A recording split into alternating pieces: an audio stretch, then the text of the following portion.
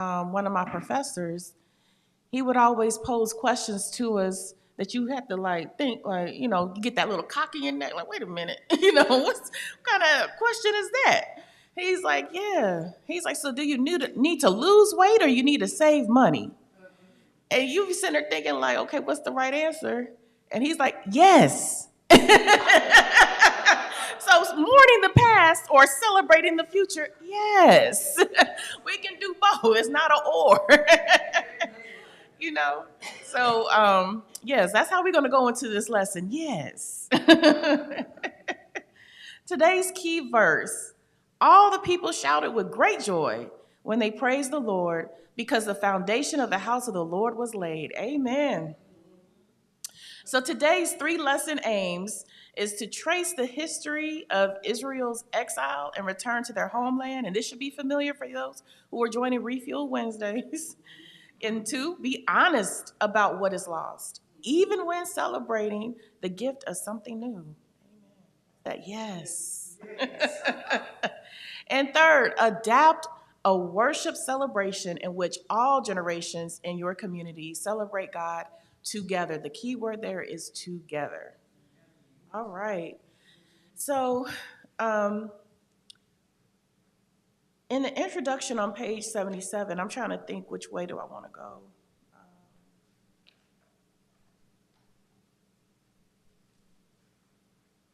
Okay, I'm gonna go ahead and read it, and then I'm gonna share a story. All right. So the introduction, it said, many Christians worship in small rural congregations. Does that sound familiar to anybody? These simple, often one or two room churches are often steeped in rich traditions handed down through the generations. Despite their size, there has existed a strong sense of community and care for each other in the modest places of worship. In contrast to large megachurches with thousands of members, these smaller congregations, typically comprised of hardworking individuals with varied educational levels, typically sacrificing their time, skills, and limited resources, often show a deep commitment to the faith community's well-being. Over time, many such churches have witnessed the expansion of their congregations, leading to larger, more elaborate church buildings and ministry priorities. And with growth and the addition of new members, sometimes a gap emerges between the generations. Older members, or the seasoned saints, often yearn for the ways things used to be, and sometimes they feel sidelined by the younger crowd and newer leadership styles. This reality is about more than nostalgia or resistance to change. Understanding the emotional and cultural ties that bind people to their past is essential. The issue is not a matter of who or which way is right or wrong, but recognizing and respecting the diverse reasons for why people hold on to their traditions. And so I'm going to pause right there and just, I wanted to share a story of what this introduction reminded me of. And so I always like to, I always tell people, I'm originally from Ohio, but my dad's side of the family is all from Mississippi. And during the summers, we would go to Mississippi, and I always say they would say, well, my grandmother lived in the country, and I said, well, she lived on a farm. They like a farm, like they were too good for a farm. I'm like, it's a farm. So, and I remember that I would get so excited because I would always get the chore or the honor to me to go get the mail. And I knew exactly when the mail was coming because my grandmother lived at the end of this road and it was gravel. So I could see that dust cloud coming down the road and nobody's coming down that road except for going to be the mailman at certain times of the day. And the mailman would be so nice, give me a piece of gum. That's really why I wanted to go get the mail. And that gum, I was, what kind of gum is this? I just love to get in the mail, and I would run outside, and every time, I don't know, I would get so excited. I would always forget to put my shoes on. And my grandmother would be like, well, it's big barefoot country out here, so you don't need no shoes. And I was like, but as soon as I hit that gravel rock with my bare feet, that sun scorching on those rocks, ooh, I was like, so I'm hopping down the driveway, trying to get to that cool piece of grass right next to the mailbox. And I jump on that grass, and I just, ooh, It was like a relief. And then in anticipation, because the dust cloud is getting closer and closer and closer. And I remember that was, one of the things that I looked forward to get the mail.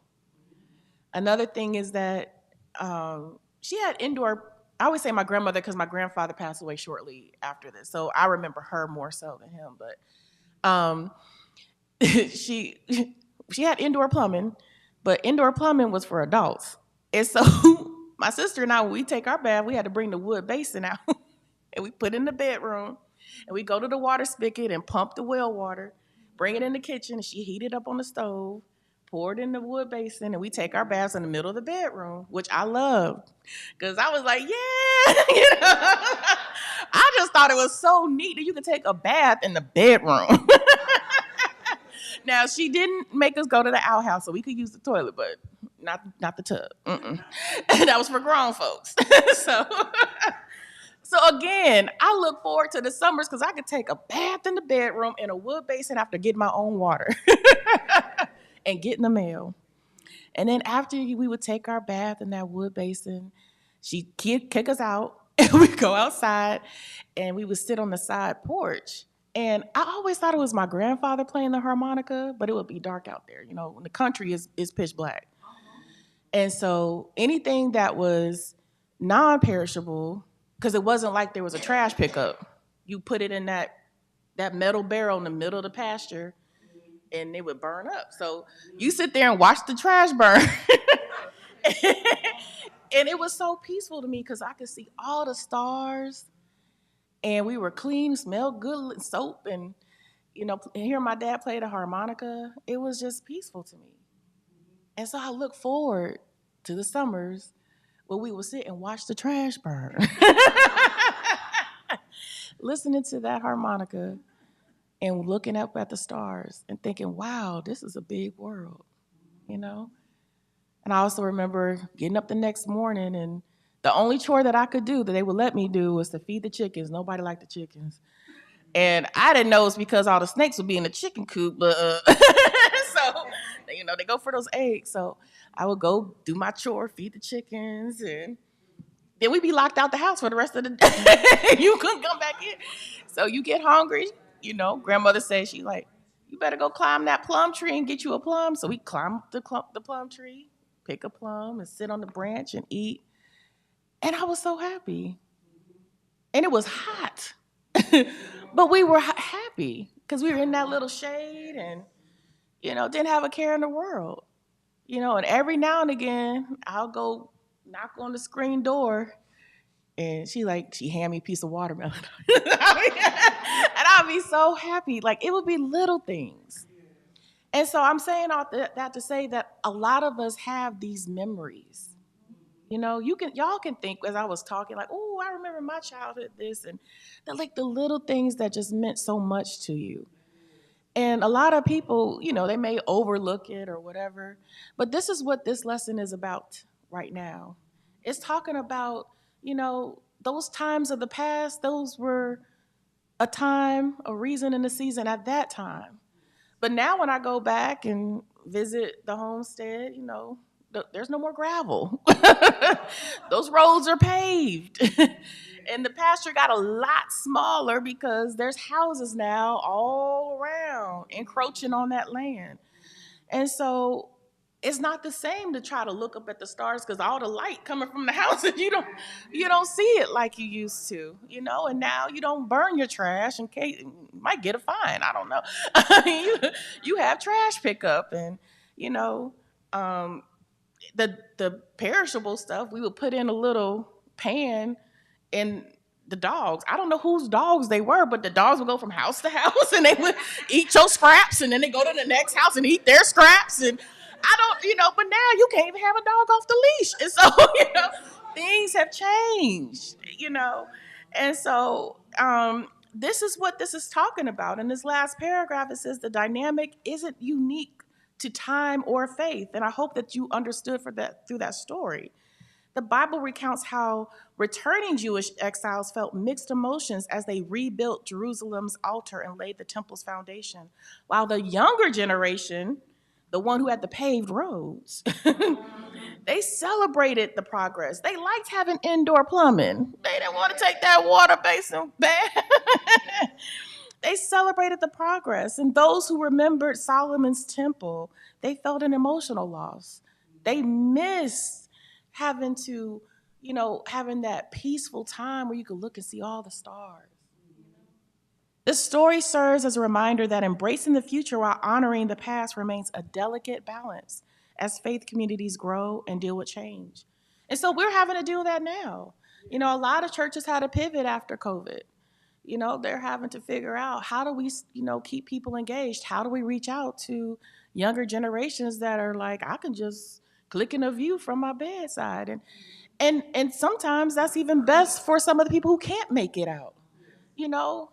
It's wonderful that we have pivot and we have those options so they can still remain connected. So it's a delicate balance, because the work still has to get done. So let's continue in looking at, what's happening, you know, back in so many years ago and centuries ago that still is relevant today. So as we flip over to page 78, in the NIV it says, and this is coming, if you don't have your book, we're going to go from Ezra chapter 3, verses 1 through 6. So this is the NIV version. And it says, when the 7th month came and the Israelites had settled in their towns, the people assembled together as one in Jerusalem. Then Joshua, son of Jozadak, and his fellow priests, and Jerubbaal, son of Shealtiel, and I didn't say that right, but y'all know what I meant, and his associates began to build the altar of God of Israel to sacrifice burnt offerings on it, in accordance with what was written in the law of Moses, the man of God.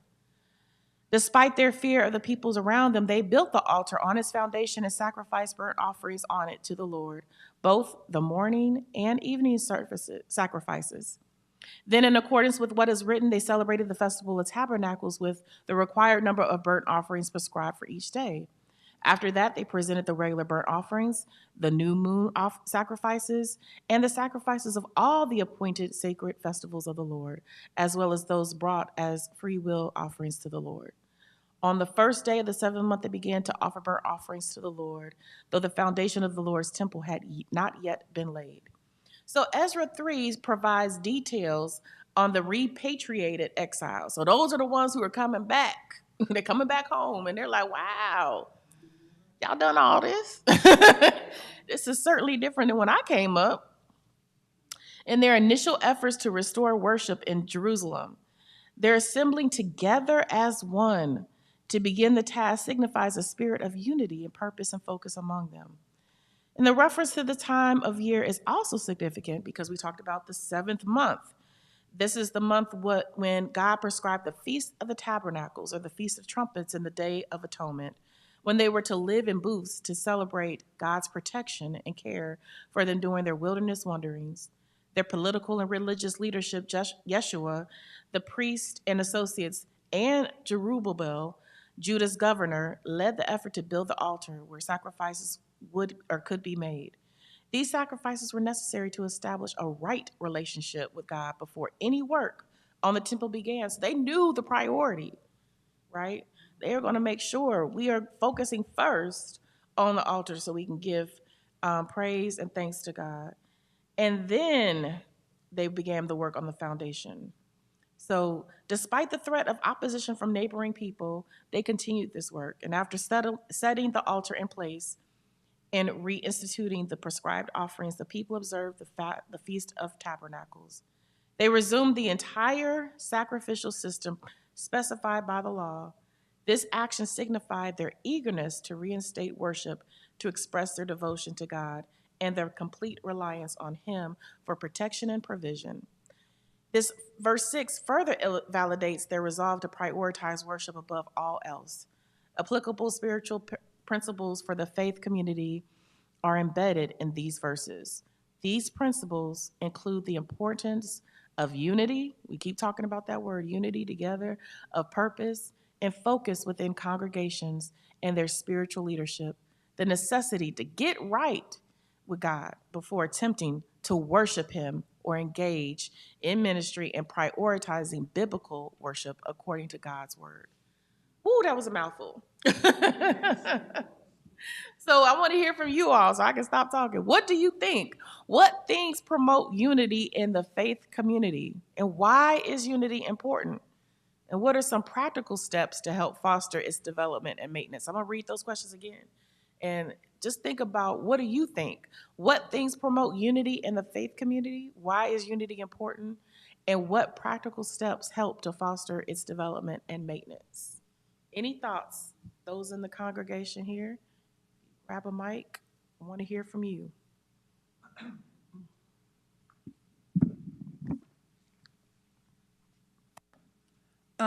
Even though we may not all agree, and it is important to hold on to some traditions, sometimes they don't work for the time that's right now.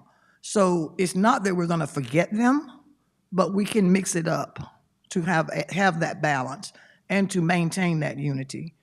It needs to be clear communication where everybody feels like they have a place at the table. Open communications. You know, a lot of times in churches, we don't say what we really feel at the time that it's needed. We'll go off and have a meeting after the meeting. So, and that causes disunity. And where there is unity, God commands a blessing. That was excellent. I always tell people, I'm like, we have all these, committees and ministries in the church, but all of a sudden everybody wants to be a member of the sidewalk committee because y'all go out on the sidewalk. And that's where y'all want to. Well, they should have done this, and if it was me in charge, let's not be Yeah, sidewalk committee members. yeah, yeah. Because you're right. We need to speak up. We need to be, communicating clearly and directly, and not after the fact or about someone to, Yeah. you know.